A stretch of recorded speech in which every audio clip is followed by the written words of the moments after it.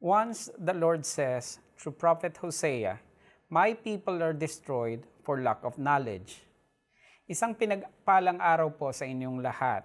Samahan ninyo ako sa serye ng mga pag-aaral patungkol sa espiritual na pakikipagbaka. Ayon kay Apostol Pablo in 2 Corinthians 2:11, lest Satan should get an advantage to us, for we are not ignorant of his devices. You must not be ignorant to Satan's devices. We have an enemy. Tandaan po natin yan. Mayroon tayong kalaban who wants to take an advantage to us, who wants to exploit you, who wants to manipulate you, who wants to harass you. So in this 5-part series, we will answer these questions. Ano nga ba ang spiritual na pakikipagbaka? Ano ang ibig sabihin nito? Ano ang sinasabi ng Biblia tungkol dito? At bakit natin kailangan itong pag-aralan? Bakit natin kailangan itong siyasatin? Saan ba sa Biblia ito makikita? Ilan lamang yan sa mga tanong na ating sasagutin.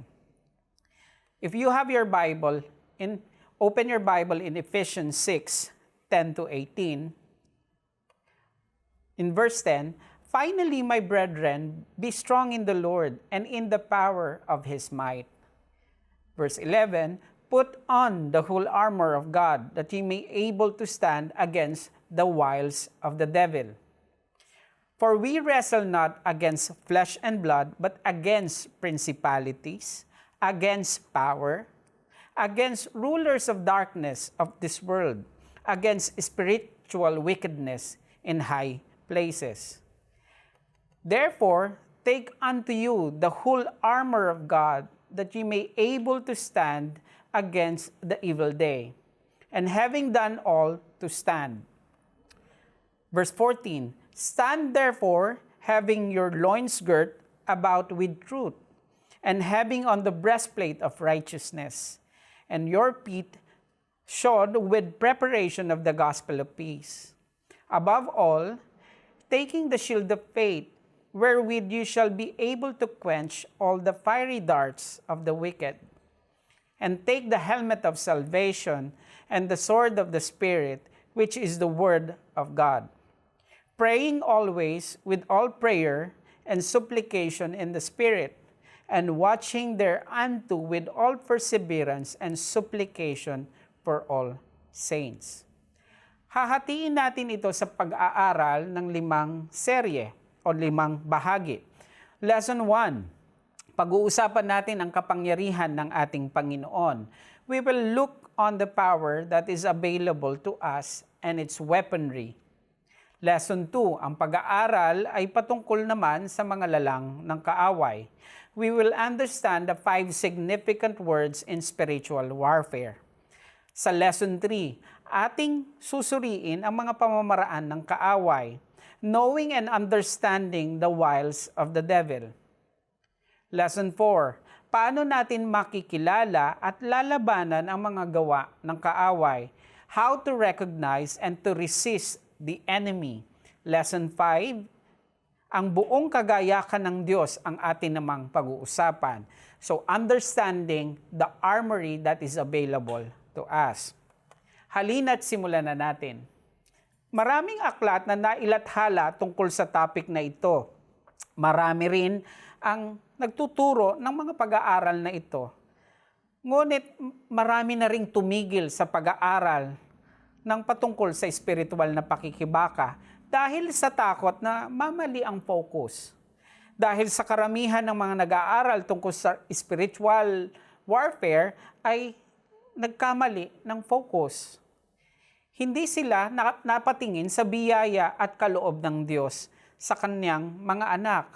Dahil sa pagtingin nila sa kaaway at mas na-highlight ang kilos at gawa ng kaaway kaysa sa biyaya at kaloob ng ating Panginoon. Ang kanilang mga mata ay naipako sa gawa at panlilinlang ng kaaway. But sinasabi sa Hebrews 12 verse 2, namasdan natin si Jesus na gumawa at sumakdal ng ating pananampalataya, na siya dahil sa kagalakang inilagay sa harap niya ay nagtiis sa krus, na niwalang bahala ang kahihiyan at umupo sa kanang luklukan ng Diyos. Pansinin natin yung pagsabi na masdan natin si Jesus. Kay Jesus tayo nakatingin at hindi sa ating kaaway. Marahil ay pag-aaralan natin ang mga kilos at pamamaraan ng kaaway, ngunit ang focus natin ay ang ginawa ng ating Panginoon para sa atin. At dahil sa natapos niyang gawa, siya ngayon ay nakaupo sa kapangyarihan sa kanang luklukan ng Ama. As we study spiritual warfare, we need to see and understand our foundation. Mahalaga kung saan tayo nakatayo. Saan nga ba tayo nakatayo sa pag-aaral na ito? We are standing in the finished work of Christ. Ephesians 2:8. For by grace you are saved through faith, and not of yourselves, it is the gift of God. Not of works, lest any man should boast. Wala tayong ipagmamalaki sa buhay na ito. Nung kinilala natin ang Panginoon, ang lahat ng bagay ay pawang biyaya at kaloob niya sa ating ikaliligtas. Sa salitang kaligtasan, lahat ito ay nakapaloob dito ay ang mga regalo ng ating Panginoon. Hindi lamang sa kaparusahan, kundi kaligtasan sa buhay na ito, kaligtasan sa pinansyal na pangangailangan, kaligtasan sa anumang karamdaman.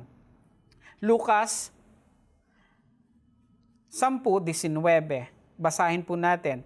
Narito, binigyan ko kayo ng kapamahalaan na inyong yurakan ng mga ahas at mga alakdan, at sa ibabaw ng lahat ng kapangyarihan ng kaaway, sa anumang paraan ay hindi kayo maaano. And verse 20, gayon may huwag ninyong ikagalak ito, na ang Espiritu ay nagsisisuko sa inyo, kundi inyong ikagalak na nasusulat ang inyong pangalan sa langit. We are not fighting for victory. Hindi tayo nakikipagbaka para makuha ang tagumpay, because we are fighting from victory. And that victory is the finished work of Christ. Kaya nga sabi ni Juan sa 4:4, unang Juan 4:4, kayo'y sa Diyos, mumuntikong mga anak, at inyong dinaig sila sapagkat lalong dakila siyang nasa inyo kaysa nasa sanglibutan. Greater is He that is in you than he that is in the world. So we have a commission. Ibinilin ito ng ating Panginoong Hesus bago siya umakyat sa kalangitan. Matthew 28:18. And Jesus came and spake unto them, saying, all power is given unto me in heaven and in earth. Ito ang tatandaan natin. Dahil sa natapos na gawa ng Panginoon, all power is given unto me in heaven and in earth. Matthew 28:19, go ye therefore and teach all nations, that is the command. Go ye therefore and teach all nations, baptizing them in the name of the Father, and of the Son, and of the Holy Ghost. And verse 20, teaching them to observe all things whatsoever I have commanded you. And lo, I am with you always, even unto the end of the world. So Jesus commanding us na, go ye therefore and teach all nations. At ano pa ang mga bahagi ng kautusan ng Panginoon? Teach them to observe all things whatsoever Jesus have commanded us. So Mark 16:17, and this sign shall follow them that believe. In my name shall they cast out devils, and they shall speak with new tongues. Verse 18, they shall take up serpents, and if they drink any deadly thing, it shall not hurt them, but they shall lay hands on the sick, and they shall recover. And because of this commission, surely there will be an opposition from the enemy. Ang kaaway natin ay naghahanda at magbabanda at mananakot at patuloy na nagbabantay at handang umatake sa bawat mananampalataya. So God made this supernatural power of weaponry available to us. at kung bakit natin dapat pag-usapan at pag-aralan ang espiritual na pakikibaka dahil may iniutos sa atin ang ating Panginoon. See you in our next session and God bless you.